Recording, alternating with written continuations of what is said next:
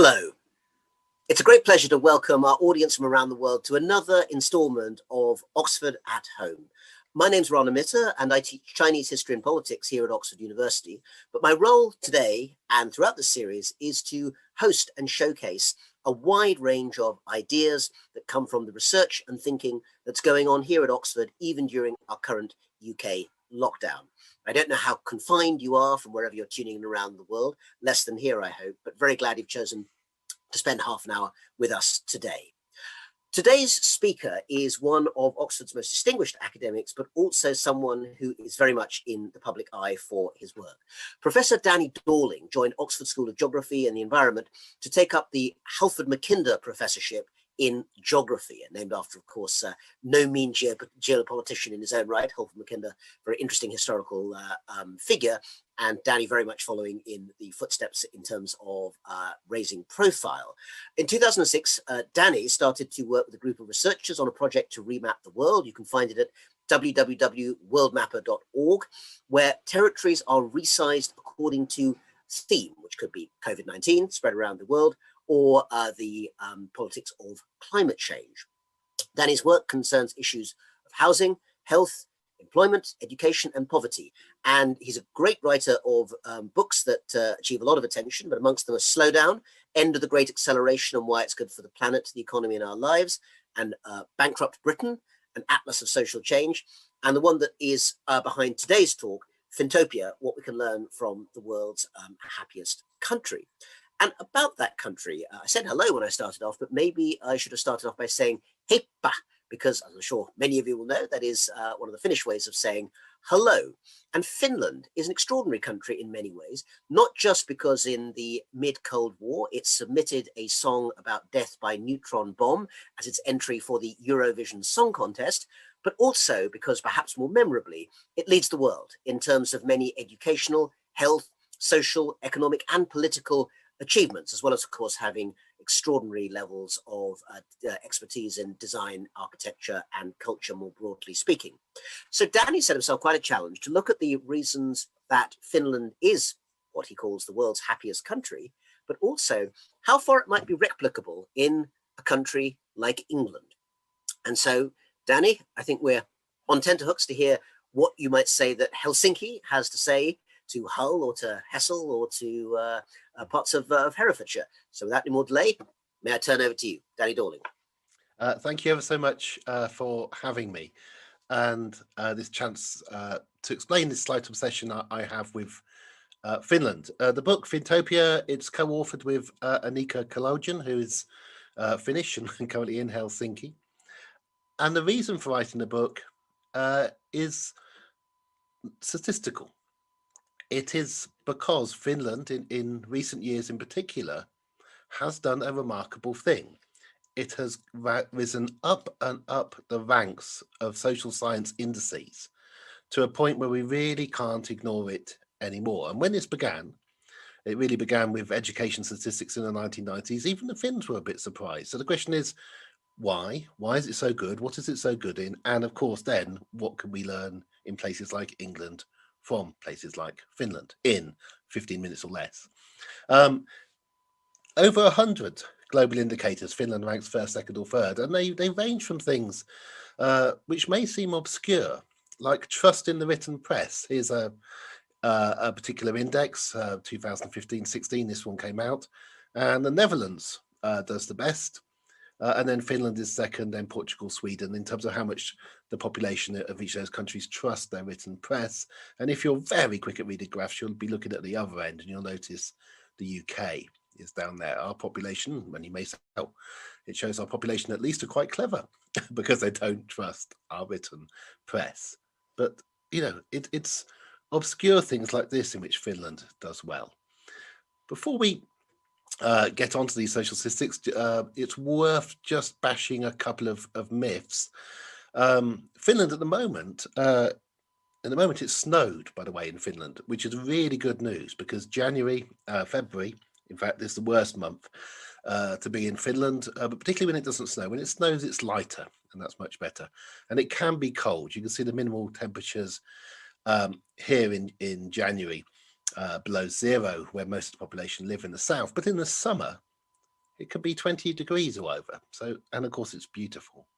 So, you know, step back from your preconceptions about a place.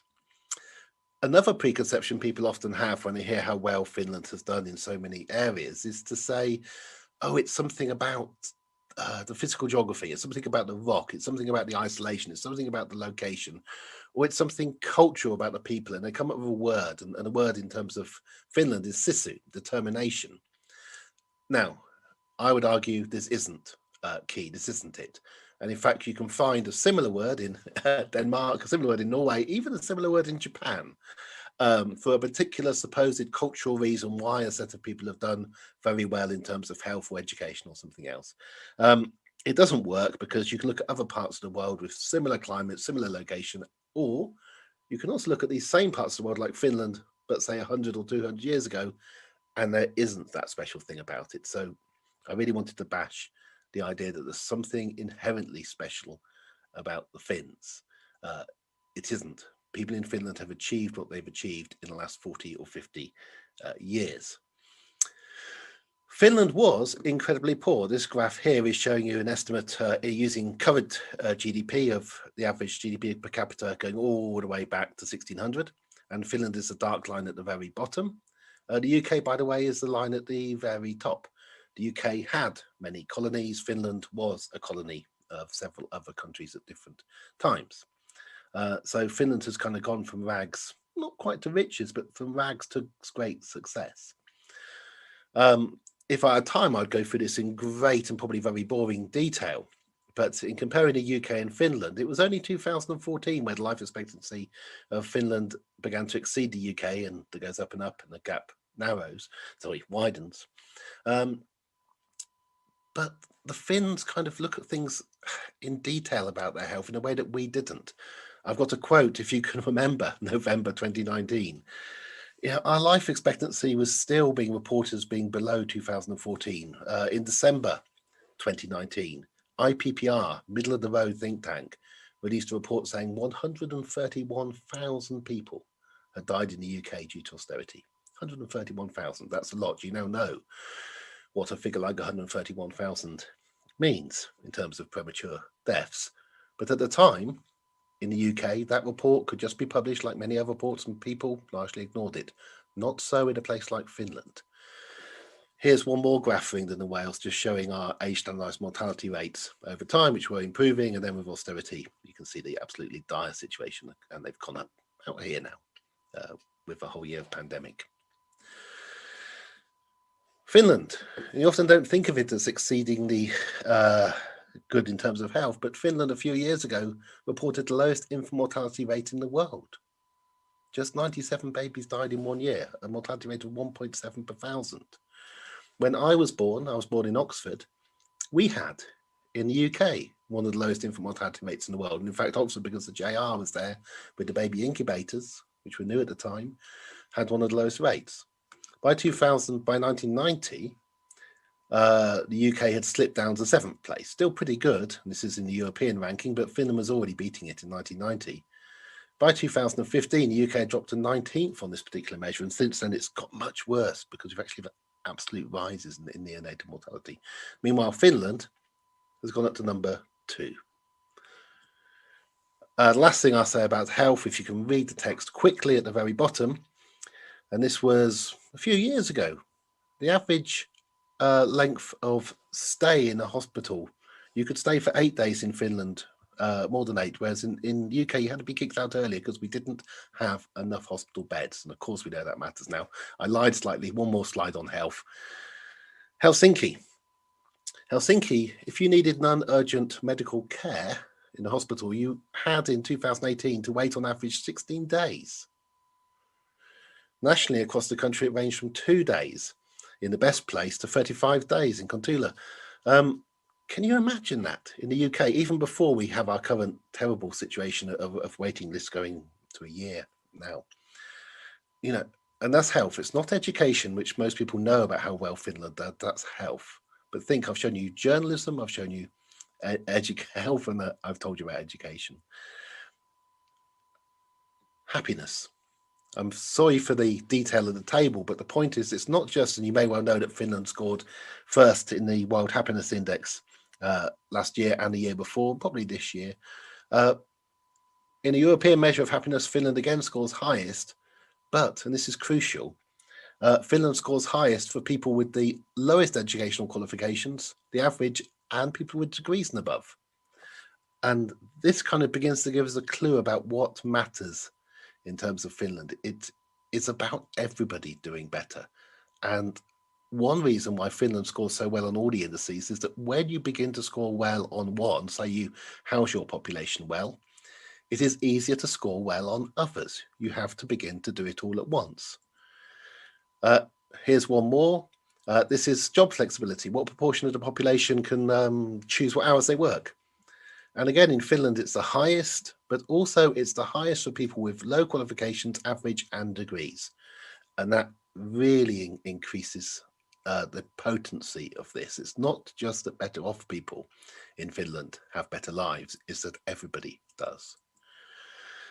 The schools vary very quickly because I'm running out of time, but the variation between the schools in Finland is tiny. It's that little green line at the very bottom of this graph. You don't worry about where your child goes to school. And of course, in the UK, we do. We also worry about whether they go to a state or private school. You don't worry about this in Finland because there are hardly any private schools. Finland actually spends less as a proportion of its GDP, which of course is less than the UK on education, than the UK. UK is down here along with Chile, United States, Colombia, those kind of countries where spending on private education, private spending by private individuals, but still is huge. Just under a third of all secondary spending on just 7% of children. State spending is very small and less effective when you have a divided education system. Public spending. There's the table for anybody looking at this talk again who wants to see the actual numbers, but let's zoom through to the graph. And here's the graph. Finland is this grey line at the top, and as you may not be surprised to find, Finland spends 57% of its GDP on public services. Huge. And the world doesn't end. Things do not fall apart. It does it well. It does it better than other countries who spend a lot and tax a lot. The next country down is France, and Finland gets far more for its buck than France does. But if you go down this table and you look at Denmark or you look at Germany at 43% and so on, you have to go quite a long way down to find the UK at just 36%. And also, this is not a long-standing difference of this enormous size. You're probably looking at 2008 and thinking, what on earth happened there? That was a financial crash.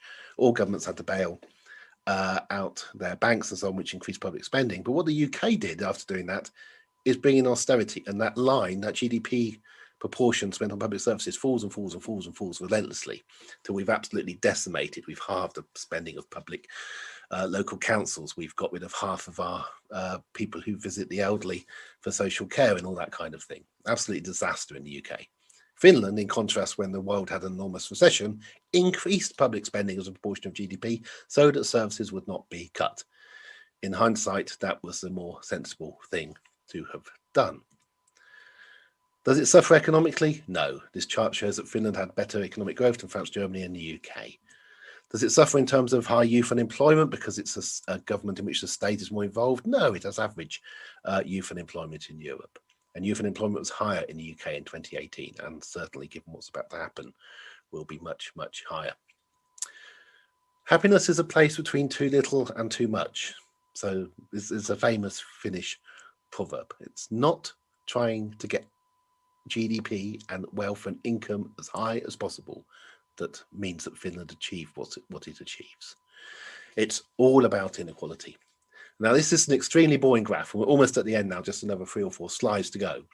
But this is the graph of the share at the very top of people in the top half of the income distribution, but not the top 10th. The blue line is the bottom 50% in their share, and just look at hardly others at all. The grey line is the best off 9% beneath the top 1%, and the yellow line is the top 1%. That is a remarkably equal distribution of income. It's one of the most equal distributions of income in the world, and it has been for many, many years and decades. The bottom 50% of people in Finland get by on 30% of all income. That's more than twice what the bottom half in the UK have to get by on. If you wonder, why are people not getting tested? If you wonder why people have to go to work, if you wonder why people are going hungry, that simple statistic tells you that. But there are many, many other things which I have no time to explain. Free school meals. What do they do about free school meals in Finland? They don't have any such thing as free school meals, because all school meals have been free since the 1940s. They just have school meals, which of course you provide to people. And in the holidays, they've been providing meals in Helsinki again since the late 1940s for everybody, all children. Because why on earth would you pick some children, not others, to have food at school? It's a different way of thinking. Final graph really shows the differences. The purple line is Finland, and it's the share of income of the top 1%. 100 years ago, all these countries were very unequal. Most affluent countries in the world were very unequal. The top 1% were taking a sixth of all income in Finland. That plummets as it did in all these countries. You're looking at the UK, the USA and Sweden, but Finland went lowest. Finland became most equal, and Finland, after a small rise in the 1980s, has actually seen the share of the 1% fall, although it's very debatable in Finland, and the press goes on and on about it. Sweden, the 1% are taking substantially more in Sweden than Finland. There are differences between Nordic countries that are really worth pointing out. But the UK, there's our 1% just taking more and more. And it's not just a 1% because the group just beneath them, the 2 or 3%, then take more to try to keep up with the 1%.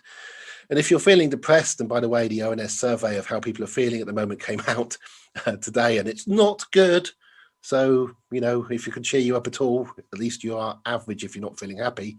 At least we're not the United States, where the top 1% take this much of all income. And it's going to take more than President Biden to turn that one around. You can't all be like Finland, but you can learn from Finland. The world doesn't come to an end when the rich don't get richer and richer and richer. In fact, things get better and better. My final slide, this is what I'll end on, because I haven't mentioned anything about housing, but Finland is the one country in Europe which has really got street homelessness down to practically zero. And the difference, and if you're in Oxford, you'll know this, and these pictures are from Oxford and Cambridge, but if you're in the UK, you'll know we have had an epidemic of homelessness, rise of homelessness, which is only temporarily halted by the emergency housing during the pandemic. The brightly coloured picture on your left is the gates of Trinity College, Cambridge, the richest Oxford Cambridge college. And if you look very carefully beneath the light, you'll see the tents of the homeless people now camped out, or who were camped out outside Trinity. And the picture on your right is the ancient gate of Trinity College, Oxford. And again, if you look carefully, you'll see somebody's sleeping bag. They're sleeping outside. The difference between England and Finland is dramatic. Finland used to have thousands of people sleeping rough in Helsinki. They sorted it. We should look to Finland and to other countries in Europe which do well for lessons about how you sort out housing, how you sort out education, how you sort out health. We really, really do begin to learn more if we look in that direction, rather than do what we've done traditionally, which is look to the United States of America. Thank you very much for letting me ramble on you.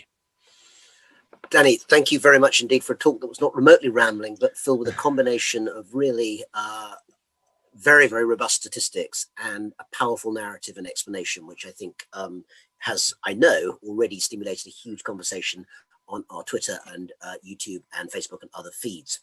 So I'm going to bring some of these questions together, but if I could start, in a sense, taking the premise of the question that encompasses the talk, which is what in England we can learn. And I use the term, I suspect, England advisedly, because some of us would think, Scotland, country of about 5 million people, same as Finland, I think, perhaps sort of different social structures and social bonds and so forth. So I guess my initial thought to you has sort of two parts to it. The first is, could Scotland rather than England be a closer cognate in terms of trying to be Finland? And the second point, and perhaps this is one that would be made more from the sort of political centre right in this country, is yes, all these things are true about Finland, but Finland does have a population, 1/10 the size of that of England. And also, it's a society which overall is not migration friendly in the way in which the UK has been. I mean, in the UK, is a very diverse society. It's varied. It's much more of an international hub. And therefore, to some extent, the bonds of social solidarity will work differently in a country with a much larger population where the kind of linguistic and ethnic homogeneity doesn't necessarily come together in the same mixture. So your thoughts on those 2 points? Yeah, I'll start with the latter one.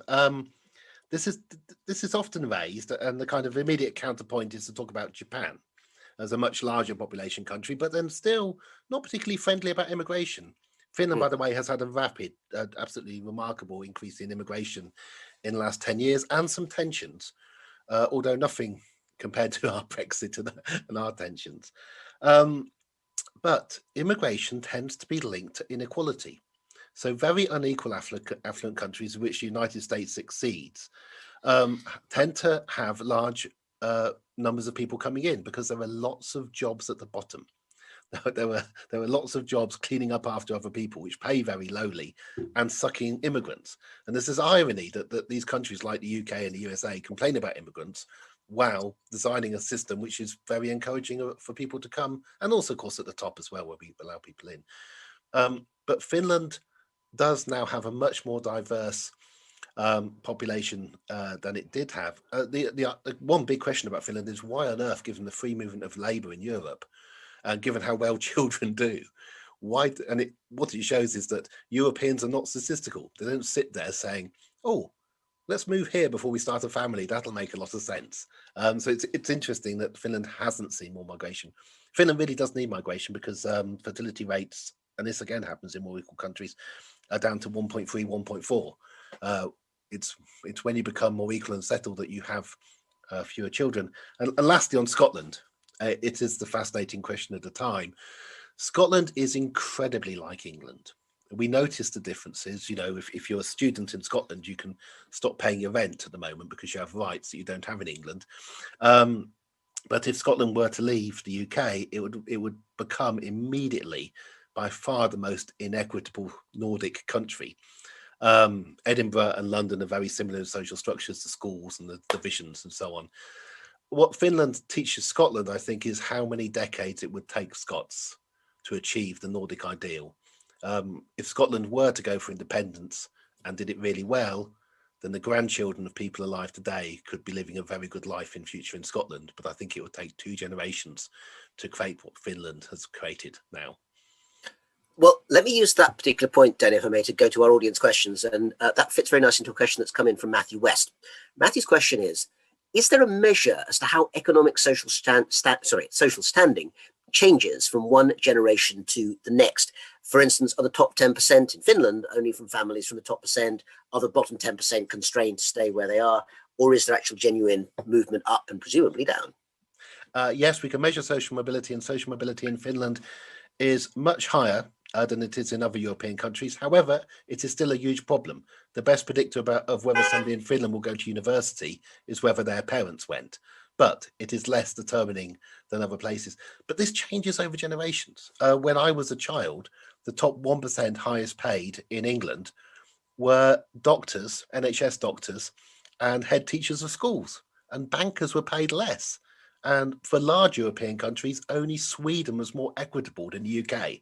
So don't think these things are set in stone. That they really can change. They worry about these inequalities in far more practical sense in somewhere like Finland.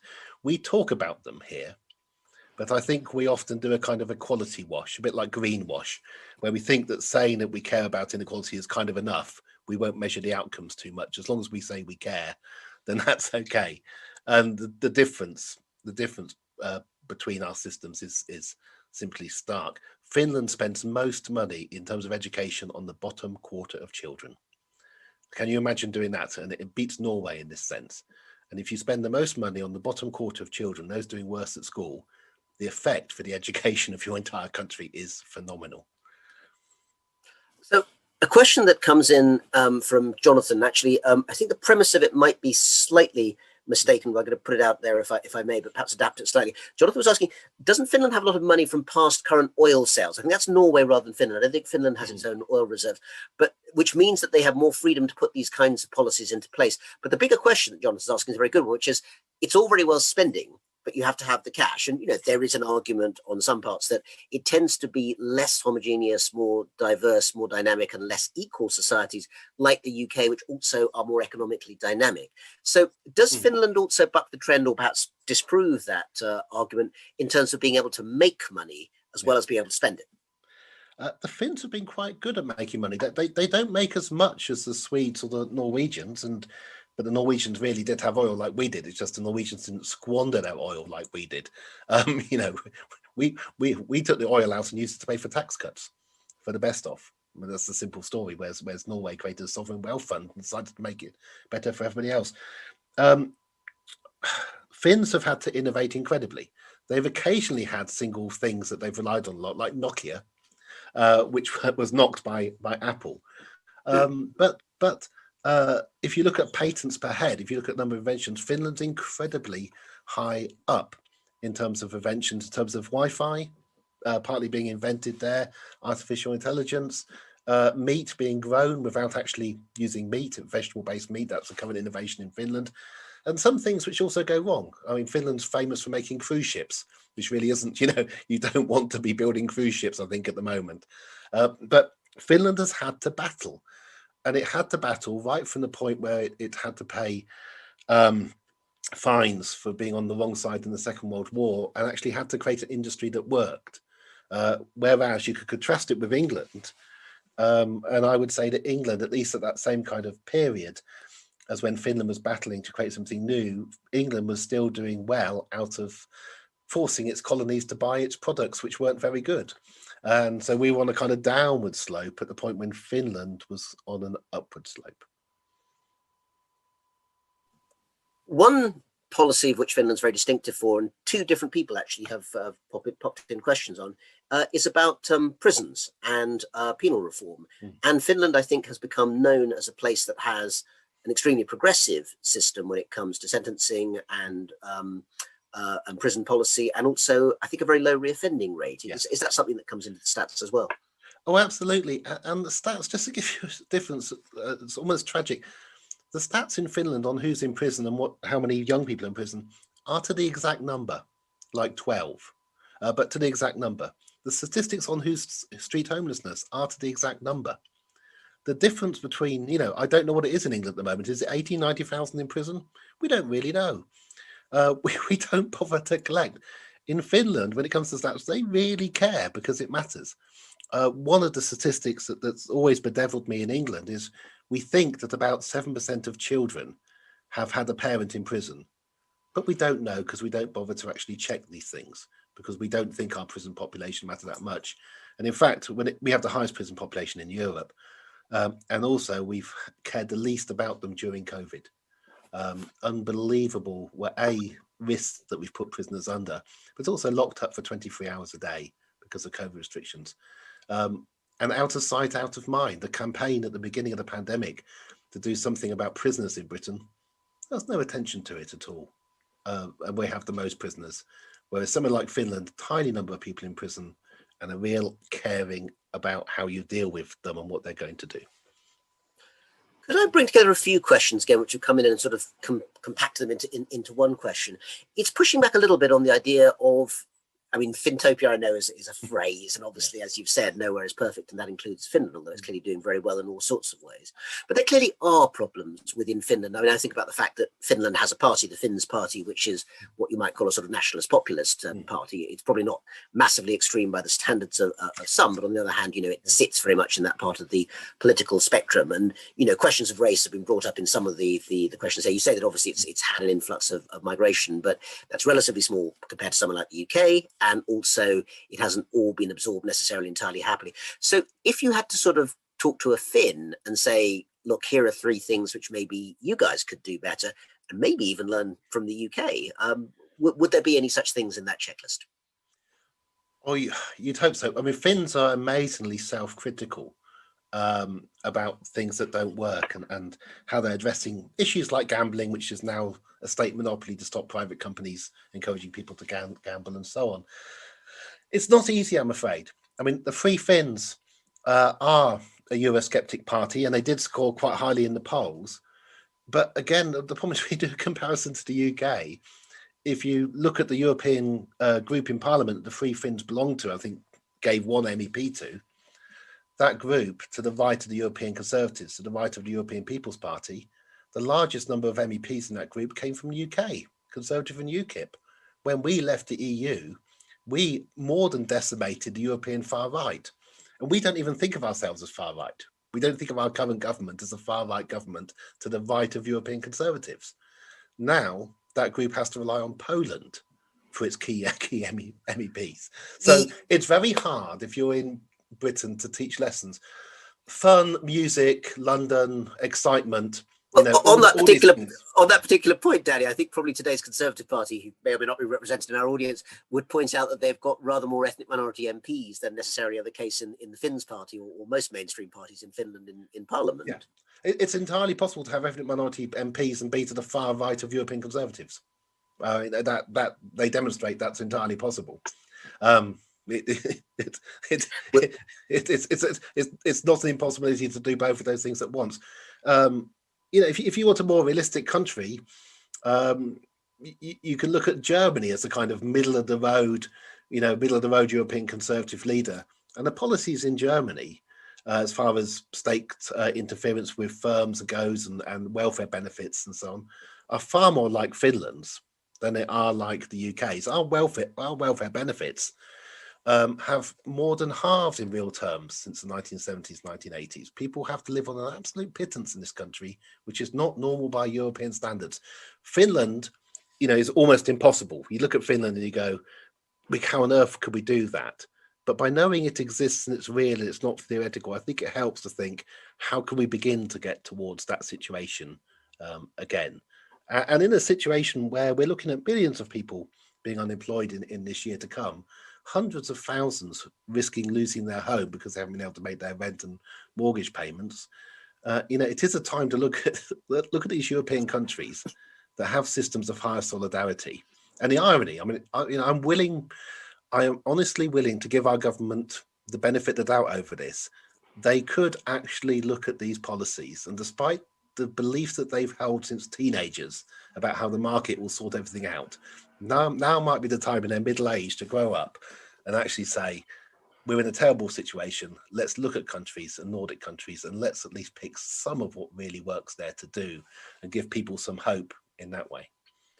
As we're coming up to time, I think, Daniel, we had a huge range of questions. We've tried to get, you know, the heart of those questions to you. But I think the one that sort of runs through all of them, and perhaps just in the most pithy way possible as we come to the end, if you had to basically, I know giving people a 3-point list is always a bit facile, but it can be useful to concentrate minds. If you had to have a 3-point list for, you know, not just the government, but perhaps the UK political system and social system as a whole, because this goes beyond just what any one party would do, I think. What are the 3 top things that you think that we could, what are the top 3 things that you think we could achieve most quickly, relatively speaking, if we were minded to do it? What would be the prescription? First one, because it is easy to achieve quickly, is street homelessness. It is possible to create a situation in which people who really want to get off the streets can get off the streets, and that is the most affordable one to do. Secondly, in terms of health, we can certainly increase our health spending and efficiency a bit, but also our preparedness. Finland had stored PPE equipment since the 1957 pandemic, and we know they think ahead. And lastly, and probably most difficult of all, is the education system. But we should learn that the Finns came to the USA and to Britain in the 1960s to learn from our educational innovations, and in particular the comprehensive school, so they could take it back to Finland. So, you know, it would only be fair if we learn a bit from Finland's success in education backwards. But that's the hardest to do because it costs more, and it's so dear to people's hearts to try to keep the benefit for their children and the disbenefit from others. And it doesn't work for everybody overall. Danny, there's a set of prescriptions that those who are so minded, I think, could take up. And it's wonderful to have had this chance to hear about Finntopia, which of course is the title also of your latest book, and think about a place that perhaps those of us in the UK don't think about enough, but ought to think about more. I had my last favorite statistic called factoid, which is that for a very long time, but sadly I think no more, there was a regular radio broadcast in Finland in Latin. So it suggested that even when it came to the kind of more esoteric parts of education, that they had their eyes on the ball as well. And good to know that was the case. Professor Danny Dorling, again, thanks for a fantastic talk. And thank you, our audience from around the world, for joining us for today's Oxford at Home. Do join us next time when we'll be talking about climate crisis, how to keep listening to the science. A very important thing to do. That'll be Professor Freddie Otto, and it'll be here next Friday. Please do check under the on the webpage for the precise time. It'll be lunchtime, I think, UK time, but different time depending where you are. And of course, listen back to this talk and any other talks from season 1 and season 2 of Oxford at Home. Thank you for joining us. Have a very good weekend, and goodbye for now from Oxford.